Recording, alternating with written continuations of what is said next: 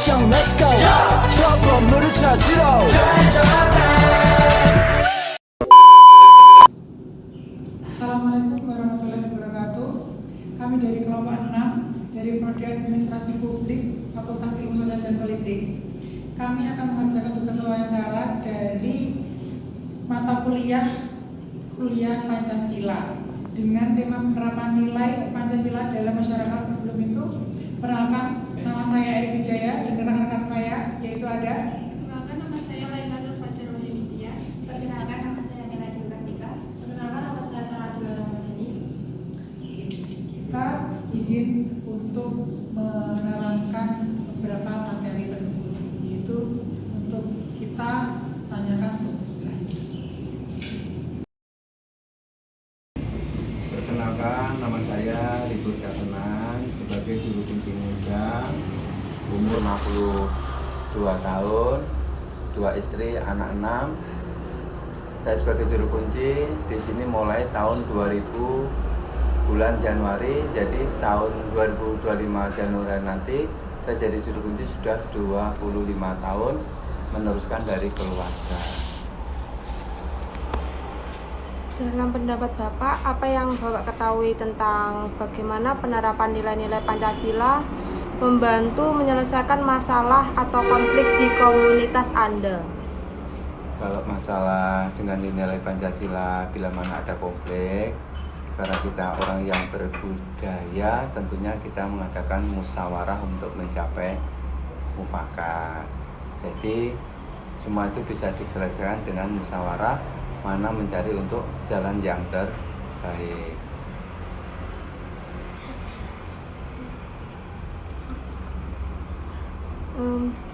Apa contoh nyata dari nilai gotong royong atau toleransi yang pernah Anda lihat atau terapkan di masyarakat sekitar? Karena saya di sini sebagai tokoh masyarakat, saya sering mengadakan kegiatan gotong royong itu, baik itu diawali dari kegiatan dari Pak RT maupun saya sebagai tokoh masyarakat memang mengadakan kegiatan gotong royong. Contoh kecil, bila mana ada selokan yang kotor, kita ngajak warga untuk membersihkan biar selokan itu bersih. Bila mana ada hujan, airnya bisa mengalir dengan lancar. Terutama bila mana sekarang ini musim hujan seperti ini, tentunya banyak rumput, banyak istilahnya banyak kotoran-kotoran yang bertebaran. Nah, kita sering mengasihkan di masyarakat supaya peduli dengan kebersihan dan kita lakukan dengan cara gotong royong untuk membersihkan bersama-sama di lingkungan itu. Itu contoh yang kecil. Bila mana ada juga contoh yang besar, ada sesuatu warga atau masyarakat sini yang mungkin ada kesulitan, baik itu ekonomi, kesulitan dalam hal sakit, warga di sekitar saya itu sering istilahnya mengadakan memberi bantuan terhadap mereka yang membutuhkan dengan dana dari lingkungan itu. Menurut Bapak, apa tantangan terbesar yang Anda hadapi dalam mendorong masyarakat untuk hidup sesuai dengan nilai-nilai Pancasila? Tantangan yang paling terberat bila mana ada warga atau lingkungan yang mereka tidak memahami tentang aspek nilai Pancasila.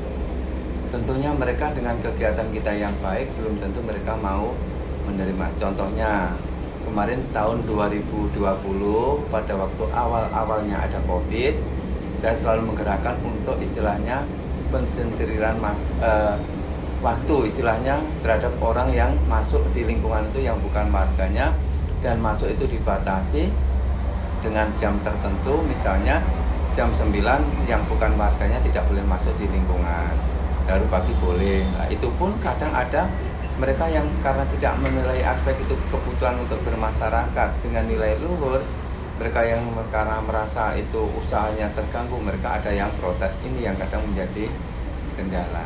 Tapi masalah itu buat saya tidak menjadi masalah. Kita tetap mengadakan musyawarah untuk mencapai mufakat bahwa ini bukan kebutuhan lingkungan tapi kebutuhan bersama yang tujuannya supaya bisa aman, nyaman, terkendali, tidak ada masalahnya yang berkesinambungan. Jika Bapak bisa memberikan pesan kepada generasi muda tentang pentingnya Pancasila, apa yang ingin Anda sampaikan? Jadi gini, Pancasila itu kan terdiri dari 5 sila ya. Ada ketuhanan, ada kemanusiaan, ada persatuan, ada kerakyatan, ada kesosialan. Tentunya untuk generasi muda, kita harus menjaga semua keutuhan dalam bermasyarakat, dalam bernegara dengan menerapkan nilai-nilai Pancasila tadi.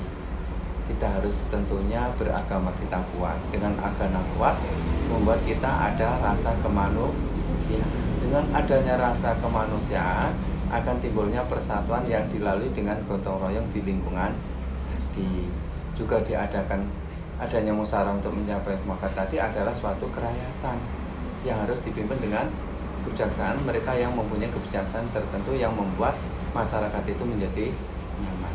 Maka akan timbullah suatu keadilan sosial. Contohnya keadilan itu apa?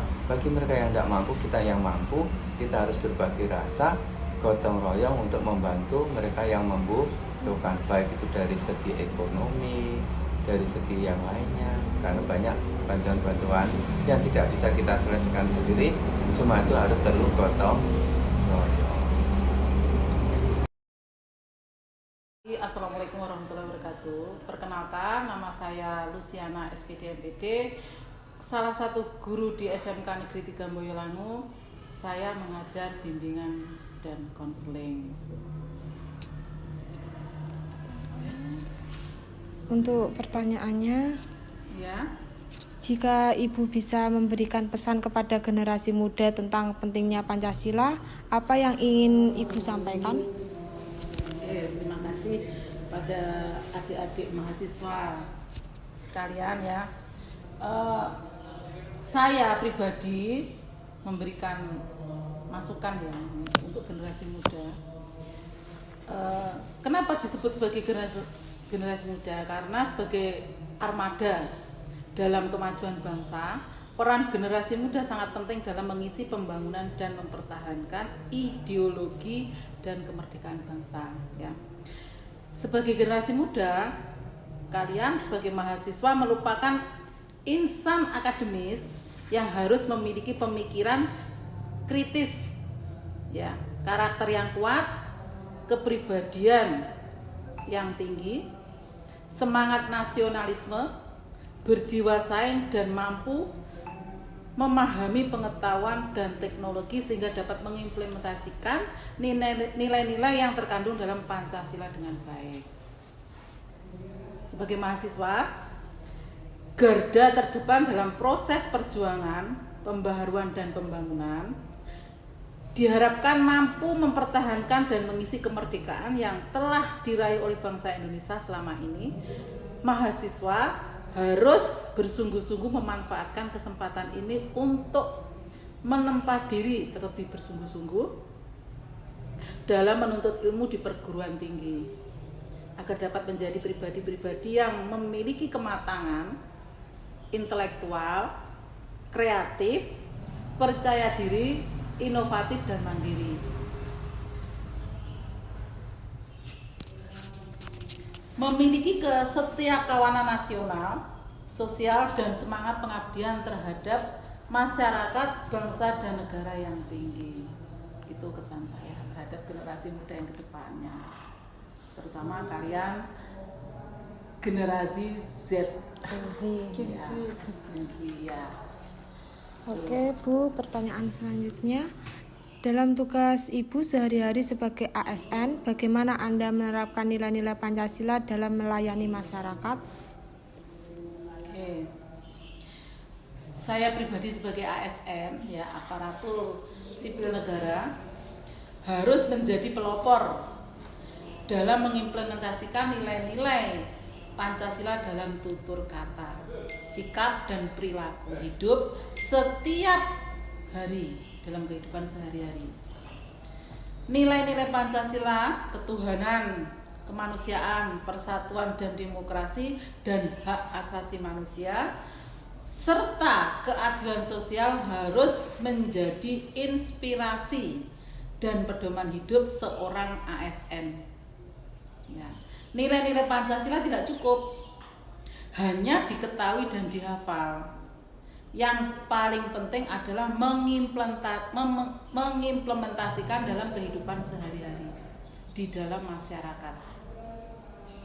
Sehingga ASN selalu berpedoman pada nilai-nilai Pancasila yang menjunjung tinggi harkat dan martabat manusia dalam setiap perilaku sehari-hari. Di samping itu, perilaku sehari-hari selalu menjunjung tinggi etika, pergaulan bangsa yang luhur, serta menjaga hubungan baik antara manusia dengan bangsa lain, namun dengan tetap mempertahankan jati diri bangsa yang kita cintai, perdamaian dan keadilan sosial. Ya, di sini saya kasih contoh, misalnya saling menghormati dan bekerja sama dengan penganut agama atau kepercayaan yang lainnya. Yang kedua, tidak memaksakan kehendak dalam bermusyawarah. Jadi kalau kita mau berpendapat, sebaiknya jangan ini loh pendapatku yang baik gitu ya. Jadi memaksakan kehendak. Yang ketiga, menjunjung tinggi hak asasi manusia dalam kehidupan sehari-hari. Yang keempat, mematuhi hukum yang berlaku dengan kesadaran yang tinggi. Yang kelima, tidak main hakim sendiri ya terhadap sesuatu persoalan yang ada di masyarakat pada umumnya. Yang keenam, menghormati lembaga-lembaga negara seperti MPR, DPR, DPD, Presiden, MA, MK sebagai organisasi yang mengatur kehidupan masyarakat. Itu salah satu sebagian dari contoh yang ada kita terapkan sebagai ASN di masyarakat dalam kehidupan sehari-hari.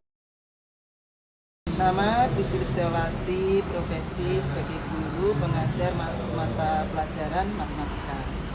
Ini ya pertanyaan yang tadi. Iya.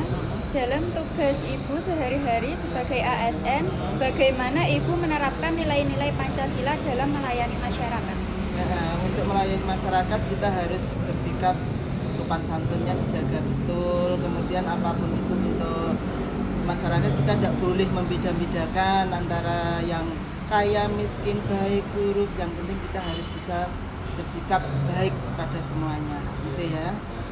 Terus? Bagaimana Ibu menjaga sikap netral dan adil sebagai ASN sesuai dengan nilai-nilai Pancasila, terutama ketika menghadapi tekanan atau konflik di masyarakat? Kalau untuk menanggapi masalah adil ya, adil itu kita sesuai dengan porsinya. Porsinya masing-masing orang itu porsinya tidak sama ya. Kalau kita bisa memenuhi porsi masing-masing orang itu namanya adil. Bukan berarti kita harus semuanya sama. Tidak. Jadi kalau misalnya masing-masing orang itu kebutuhan dan keperluannya itu berbeda-beda. Kalau kita bisa memenuhi itu yang dimaksud dengan adil. Gitu ya. Terima kasih. Di sini saya akan menyimpulkan beberapa video di atas.